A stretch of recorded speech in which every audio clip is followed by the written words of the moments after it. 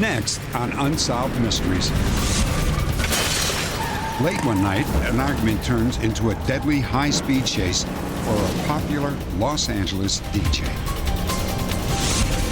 When a college freshman is brutally murdered, her mother takes on the case to find her daughter's killer.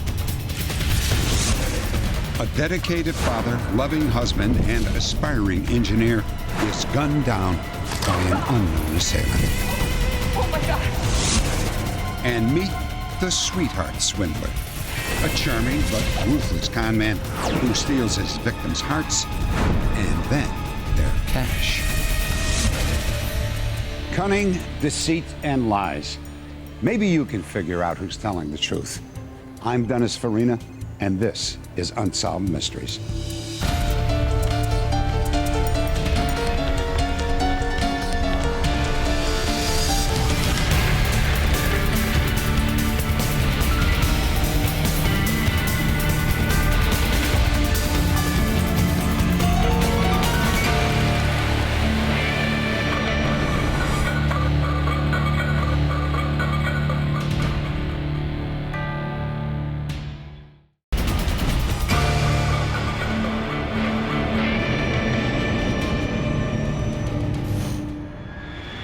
Los Angeles, California.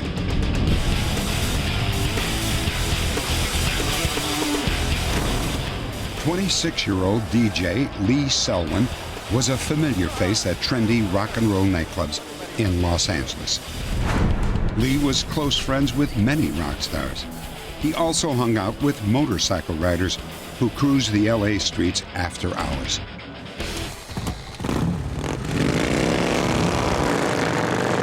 But late one night, Lee would fight for his life, the victim of a bizarre encounter with a crazed killer. Lee Selwyn was a man who just loved the nightlife of Los Angeles. However, simply because he looked different, Lee and his friends were targeted for murder. The sad irony of Lee's death is that he was only an innocent bystander. When he first got his motorcycle, I guess I was probably a little bit nervous about it, but I knew that he was careful, and I knew that he wouldn't take unnecessary chances. He wasn't a crazy kind of person, and so I really didn't worry about him. Early one morning, Lee and three friends left a Hollywood nightclub, unaware of the danger that waited for them on the street. They rode 2 by 2. Lee and a friend trailing Bob Califoot and another friend who rode in front. Driving along, and all of a sudden, out of nowhere, this truck comes flying by me. As he comes by, he dives in on me, laughing. Dives in on me. I look over at Mike, and in LA, this happens every day. Every day, but not so blatant. What are you doing? What are you trying to do? I got infuriated because he was trying to kill me. And I'm really close to the guy, and he starts screaming at me and looking like a nut. Drugs, beer, whatever, psycho. Then he rolls his window down and spits in my face. Anybody gets spit in their face gets irate. So I punched out his mirror, and he's still spitting at me, growling and screaming. And then he starts reaching down like he's got a gun. I put my fist through his driver's window. As soon as I broke his window, he shot out of the intersection, and he's doing a U-turn, and Mike and I look at each other, this guy's gonna kill us. He's coming after us. He just wanted to kill me. We're flying down the street, and I see his headlights bearing down on us. So we choose to go right, and as I look back, he comes flying through the intersection, screeching, bouncing, and comes to a sliding stop. When Lee got to the intersection, he turned left. The truck followed him. Now, Lee was the target of the driver's rage. According to the witnesses, they were both going anywhere from 60 to 90 miles an hour. Here you have a young man who is known by his friends, known by his family as a very peaceable man who purposely avoids fights. And all of a sudden he's in a situation where he's terrorized by someone in a car. And this terror lasted approximately about a 5-mile chase with this man right on his rear end. And he chased him until the time he actually hit him and drove him into a telephone pole.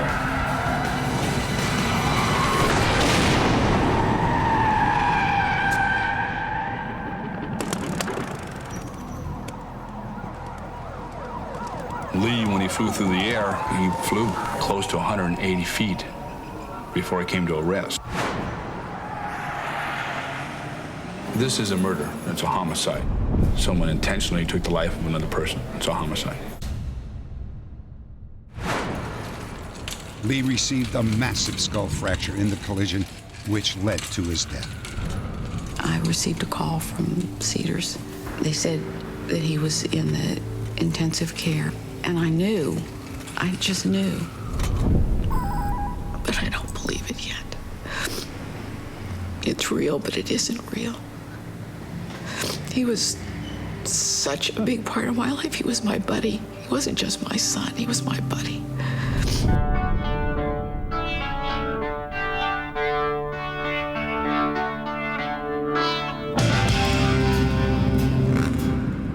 At Lee's funeral, hundreds of his friends came to say goodbye.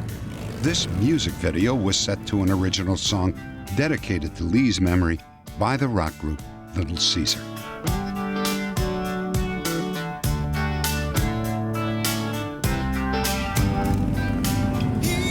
It was amazing to see all these people who really cared. There's no way that can be consolation enough. It was a real tribute to who Lee was, by how many people were there and how many people really have shown how much they care.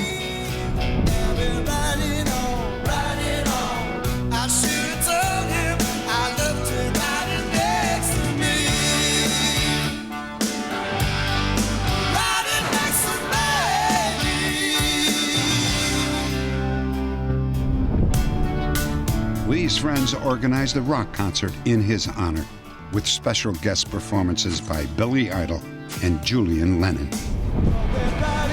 The proceeds from the concert went to a fund offering a reward to anyone who can bring Lee's murderer to justice. A lot of people take the opinion that these guys are motorcycle gang members, when in fact there was 4 guys out having a good time. They happened to like to ride motorcycles. These people weren't doing anything wrong that night, and they had a right to be out there riding their motorcycles and dressed the way they were. Lee Selwyn wasn't even the man who gave him the problem, but it didn't matter to him who was on the motorcycle. He had to catch that motorcycle, and he had to run him over. It's incomprehensible to me to think that we could never find this man. I can't even imagine that I could live the rest of my life not knowing who did this. Update. Nearly 5 years after Lee Selwyn was murdered, authorities were finally able to file charges in the case. One of our viewers provided the information that led to the indictment of Franklin Legrand Perkins. Already serving time for violating his probation, Perkins was convicted of first-degree murder and was sentenced to life in prison. Next, when the daughter of an undercover officer is found dead, it looks like a tragic accident, but it's not.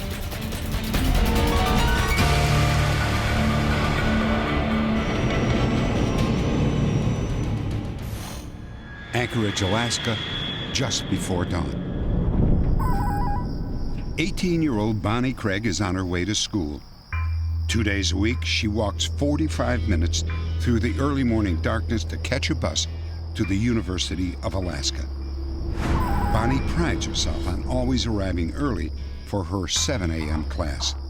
But today, she won't make it to school.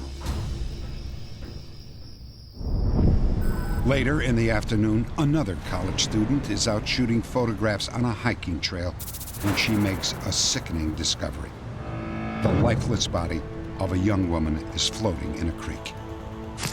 Her remains were located at the bottom of a 33-foot cliff in fairly shallow water. It wasn't a place that you would normally hike along the stream to get to where she was. So she could have been hiking and taken a misstep somewhere and slipped and fallen off of the cliff. The following day, the victim was identified as Bonnie Craig. The medical examiner said she had drowned, but Bonnie had also suffered severe head injuries, probably from falling off a cliff. They told me Bonnie had died in a hiking accident, and I wouldn't believe it. I still expected Bonnie to be coming up to me and apologizing and saying, "I'm sorry, Mom, it wasn't me." Viewing her daughter's body was devastating. However, when Karen took a closer look, she was alarmed by what she saw. Her knuckles were bruised and broken. This is no hiking accident. There was defensive wounds on her body, and I knew that she had been attacked. It was murder. Authorities, however, were slow to conclude that Bonnie had been murdered. What few leads they had, they kept to themselves.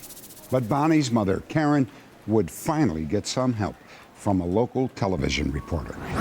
So, can you tell me anything about cause of death, anything like that? Not at this time. It was really tough for the community to take because Bonnie was a well-liked, well-known young lady. Did I get an official statement? We talked with Karen several days after Bonnie's body was found, and at that time, troopers still were not releasing much information.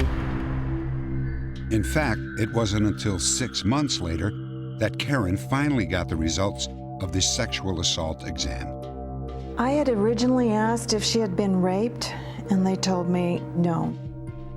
After fighting to get information from them, they revealed to me that yes, Bonnie was brutally raped and murdered. The results of the autopsy showed that there was evidence of sexual activity. We can't confirm whether it was a sexual assault or whether it was consensual sex. My daughter was recently killed over here at McHugh Creek. Karen soon began her own search for information about Bonnie's death. Everybody here in town put up signs, flyers, bumper stickers. We wanted to make sure that until the crime was solved, nobody was going to forget about it. Karen was no stranger to investigations or criminals. She had worked undercover as a reserve officer with the Anchorage police. Wearing a hood and mask to conceal her identity, Karen would nod silently to identify those who had sold her drugs. I was involved in what I thought was minor drug buys. I had gone out 5 or 6 times and bought crack for the Anchorage Police Department. Karen, you got a sec? A few months after Bonnie's death, Karen learned that her undercover work may have jeopardized her daughter's life. Karen was approached by an acquaintance who claimed to have information about Bonnie's murder. These guys at the other table. According to Karen, the man said that her family had been targeted on the orders of a local drug lord. He told me that her murder was ordered by this drug lord because it was a message to the Anchorage Police Department to back off. Bonnie was murdered the day after the people that I identified as drug dealers were released from jail. Right. Thanks for seeing me, Detective. Thanks. Have a seat. Karen gave this information to the lead investigator of Bonnie's murder, but she was not satisfied with his response. Let's just say it's a call. He said this was a retribution killing for the undercover work I did with the Anchorage Police Department. Wait, who's his source? When I gave him all the details, he just kept asking me, "Where are you getting this information?" I said it was from somebody who did not want to be identified. Are you going to help me here? Who's your source? I'm not going to reveal my source to you. When I told him I wouldn't reveal my source, he told me, "Well, then you're hindering your daughter's investigation, and I'm not going to investigate this lead." And to this day, I don't know what they've done, and probably will never know what they've done as far as investigating that lead. The fact that she feels that we may not have investigated thoroughly enough or followed up on her confidential informant's lead, I don't believe to be true. We followed up all the leads, and if she believes that we haven't, it might just be that we haven't filled her in on every single thing that we've done. A full year after Bonnie's murder, the case took an unexpected turn when Karen was contacted by one of Bonnie's teachers. Hello? Yes? She really felt that there was this one particular student that may have been involved in the murder. What kid?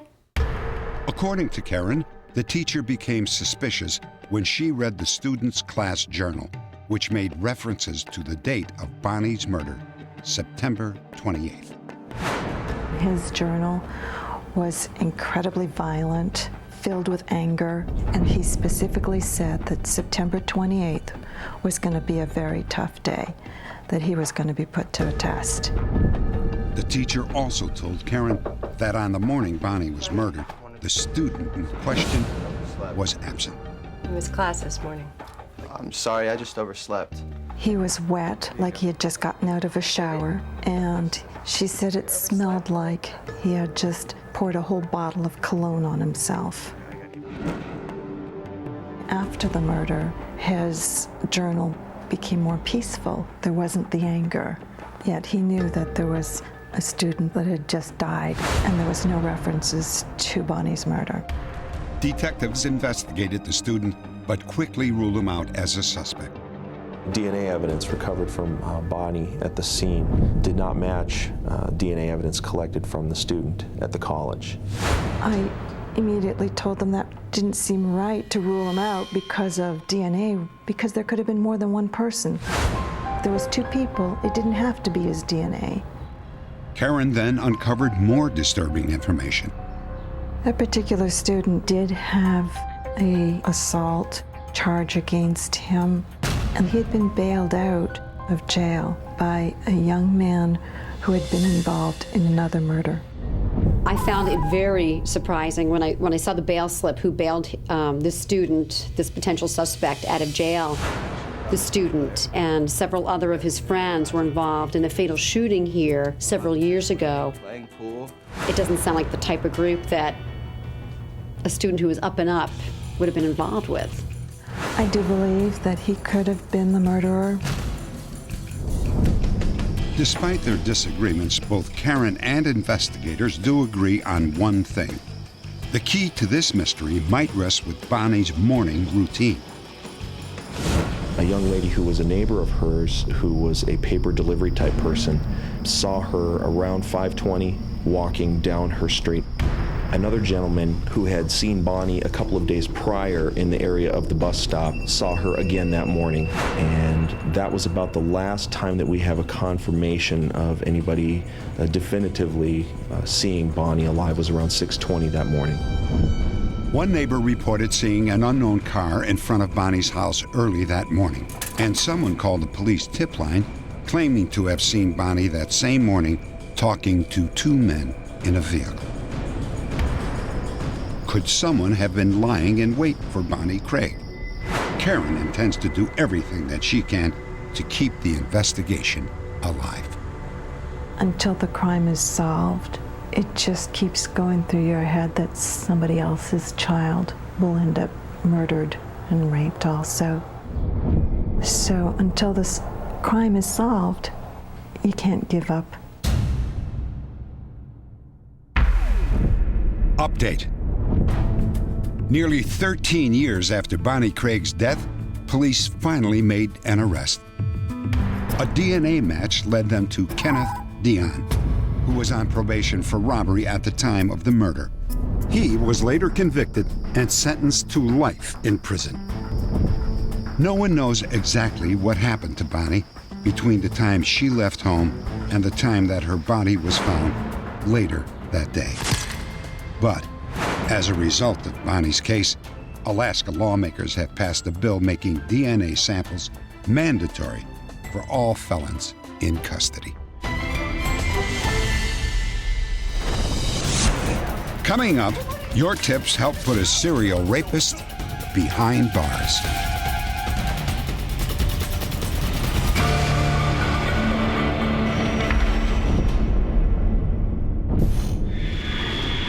New York City. We recently profiled the story of a single woman who was attacked in her apartment. David Gause, the resident handyman, forced his way into her apartment, raped her, and then threatened her with an ice pick. The woman called 911 as soon as her attacker left, but Gause disappeared before police arrived. Police later discovered Gause had a long list of prior offenses. He was also wanted for raping a woman in Long Island, New York, 1 month earlier. Gause dropped out of sight for almost 5 years. 5 years of torment for his victim. I know that he's raping other women, and I know that other lives are being destroyed. I'd like to see him off the streets. I'd like to see him put away forever. Update. After our broadcast, viewers in the small town of Laurinburg, North Carolina, recognized David Gause and called our phone center. Gause had been living there 4 years under the alias of David Johnson. Gause was married and was working as a handyman. He was arrested within a week of our broadcast and sent back to New York. Part of the healing of a rape victim is the person being apprehended and her getting her chance to gain her power back. I was happy that, for the victim's sake, that after 5 years, she now gets a chance for justice in the court system. David Gause was convicted of 7 charges, including rape and sodomy. He was sentenced to 40 years behind bars.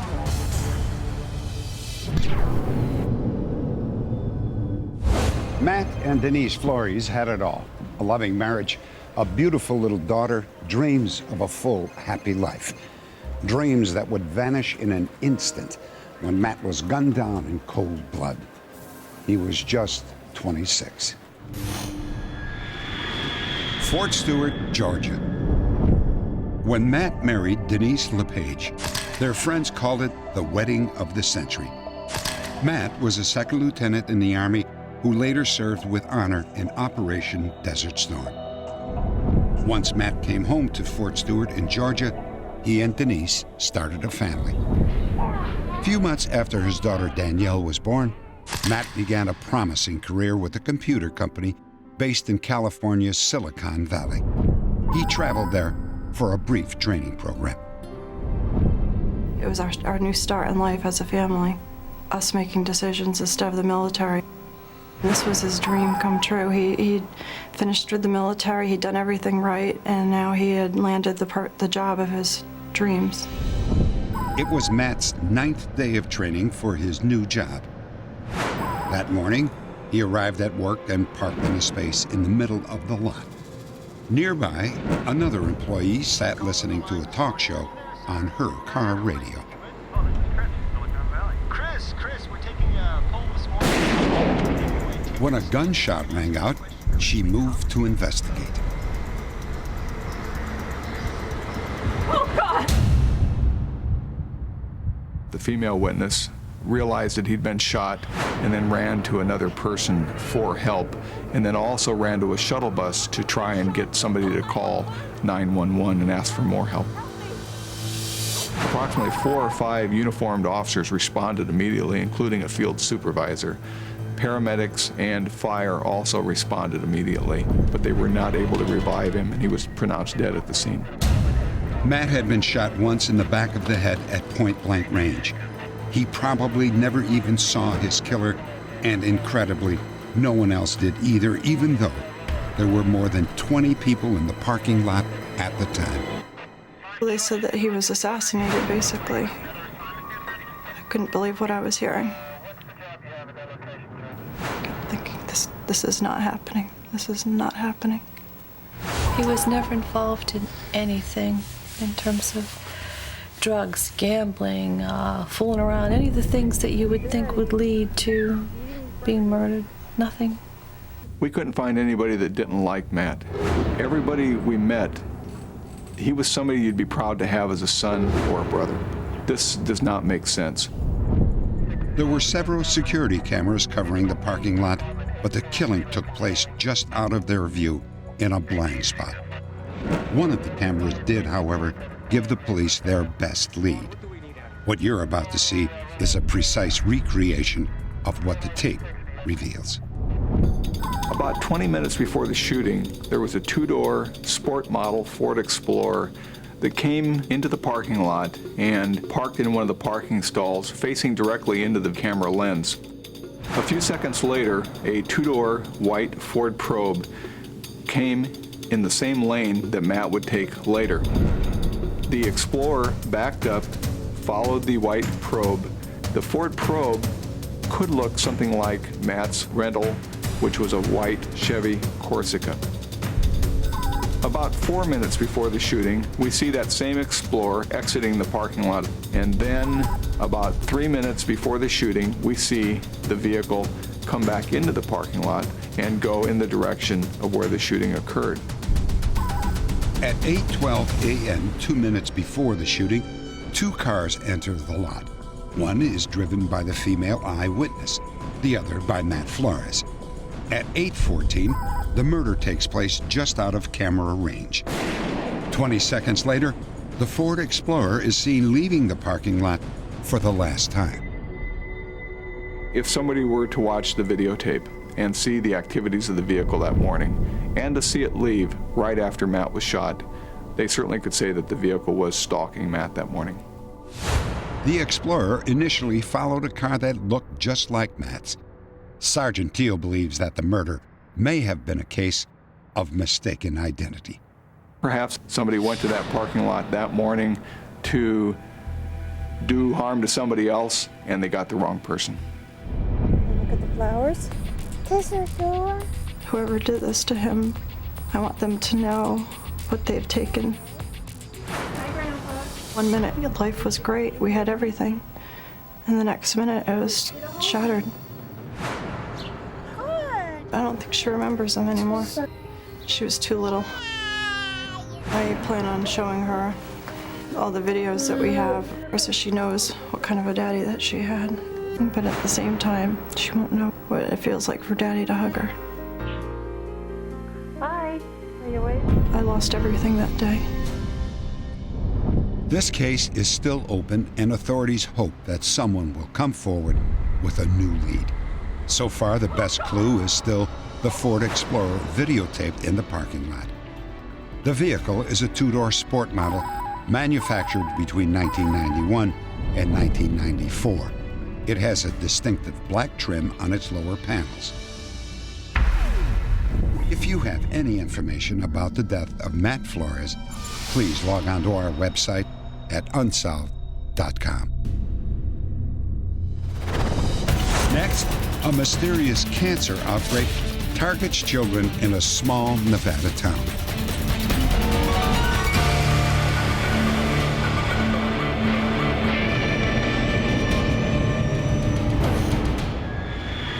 Fallon, Nevada.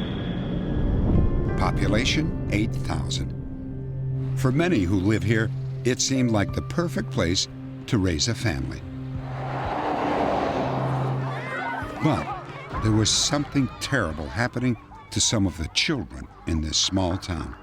You goof burger. It all began with Dustin Gross. Honey, where'd you get this bruise? I fall off of my back. When I was giving him a bath, I noticed bruises on his back and his arms, and I asked him what was he doing, why did he have these bruises, and he told me he was playing with his friend on the big wheels. And I thought, okay, that makes sense. That's where the bruises come from. Honey, what are you doing home? Well, he's been tired all day. But then the next day, my husband had noticed a lot more bruises and brought it up to my attention. I saw he had bruises all over his body, his arms, his legs, his stomach, his back, and little red blood specks on the surface of his skin. And I knew that something was wrong at that point. You're gonna feel all better. Brenda took Dustin to the local hospital, and he was immediately transferred to UC Davis Medical Center. The doctor told us that Dustin had leukemia. I knew what leukemia was. I knew it was a cancer, but I didn't actually realize how severe. The type of childhood leukemia Dustin had can be fatal. He was given aggressive chemotherapy. You wanna take your pills? Seeing him lie there, so lethargic and so lifeless, I think that that's probably the hardest thing that I've ever had to deal with. It was not easy. Within weeks of Dustin Gross's diagnosis, 2 more local children were also found to have leukemia. Even at that point, I was just thinking, it's just coincidence. It's just a terrible coincidence, but it's a coincidence. But then shortly after the 3rd, then we got a referral for a 4th. Barbara DeBraga feared she was looking at an epidemic. It appeared to be what experts call a cancer cluster. She requested a state investigation.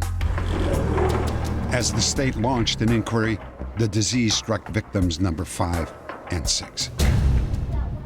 A couple of days after, there was a 7th case diagnosed. This started to kind of make the hair on the back of my neck stand up a little bit. It was a frightening time. We have a series of questions we want to go over with you. Dr. Todd began looking for a common denominator shared by all the victims. How is the water supplied to that house? It's a well. It's a well. Okay. But interviews with the parents produced no answers, and new cases continued to appear. Zach Beardsley was the 9th child diagnosed with leukemia. When I heard I was number 9 in a cancer cluster, at that time my child was so ill that all I could think about was how do I get out of this mess with a healthy child. Tammy Beardsley opened her house to scientific investigators. There was a team of people that came into our home and vacuumed, took dust samples, air quality samples, water samples, biological testing, blood tests. They found no answers inside the homes and turned next to the environment, starting with the water supply. The one thing that makes this community sort of stand out is that they have one of the highest rates of naturally occurring arsenic in their water supply of any place in the nation. Researchers also found mercury in a nearby lake and several canals, places where children were known to play. There were other possibilities. Pesticides had contaminated nearby farms. Underground atomic testing during the 60s had left traces of radiation. But scientists failed to link any of these factors to the cancer cluster. Working on this really is like trying to do a gigantic jigsaw puzzle. What we can say is that, in fact, we likely will not have the complete puzzle put together at the end of this investigation. There was one other possibility. Fallon is located 10 miles from a naval air station used to train fighter pilots. The jet fuel contains benzene, which is known to cause cancer. There is a pipeline which transports jet fuel. The pipe comes right through and underneath Fallon and winds up at the Fallon Naval Air Station. We wondered, was there fuel getting into the water supply? But we didn't find any evidence that the water had been contaminated with jet fuel. There's a fear inside of me, and I'd like to find out what's making children become diagnosed with leukemia here before I bring another child into the world. After 2 years of intensive chemotherapy, Dustin Gross had his end of treatment party. His cancer was finally in remission. I am worried for my family and my other children, and for Dustin still. I will never give up on pushing the research to find what has caused childhood leukemia and a cluster in this community. Obviously, the more research and continued research is going to get us closer and closer, and I feel that we will find it, but we cannot let up. All told, 16 children developed leukemia in a span of 5 years. Then, for the next 5 years, not a single new case was reported. But a cluster of 10 childhood leukemia cases was reported in Sierra Vista, Arizona.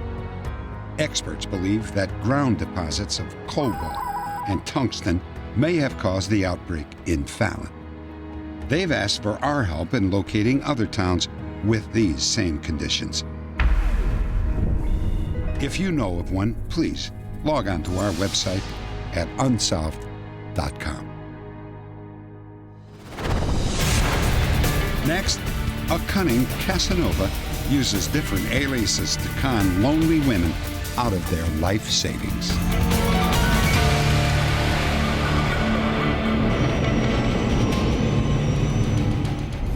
Police have nicknamed him the Sweetheart Swindler. Why? Well, because he victimizes middle-aged divorcees and widows. One victim, a woman from Missouri we'll call Sarah, has agreed to describe her short 5-day encounter with the Sweetheart Swindler. It all began with a phone call.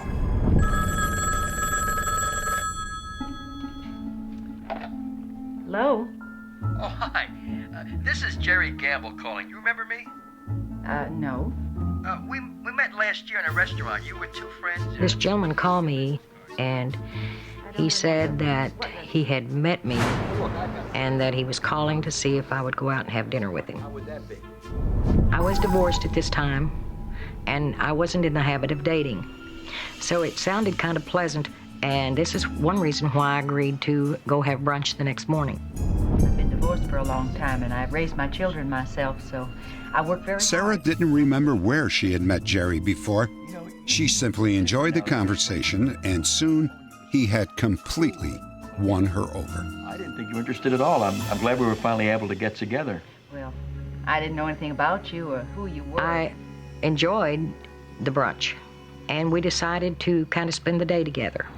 Jerry told Sarah that he was in the jewelry business and did a lot of traveling. He said that he was a widower and very lonely. He needed someone to share his life with, traveling from one luxury hotel to another and dining at the best restaurants. He confessed to Sarah that she was just the type of woman that he was looking for. I wanted to believe him and all these bright, beautiful pictures that he painted. Life really hasn't been easy for me. It was really nice to think that I maybe would be able to relax, to travel, to have all these nice things, and I wouldn't have to work. To me, this was very appealing. One of the goals I made for myself before I died is to visit all 50 states. Jerry took Sarah and her daughter Ellen out to dinner. Ellen was skeptical, but Jerry soon won her over too. Look at those rings and those stones. Aren't those gorgeous? Ellen, here, just try on that little cocktail ring. It's not so little, I'd say. Well, compared to some of the other stones I have, it is. May I try one? Well, sure. Go ahead. That's what jewelry's for. It's to be worn. Look at that. That's a real diamond. Don't break it. You can't hurt it. It's indestructible. It's a diamond. Jerry made no sexual advances.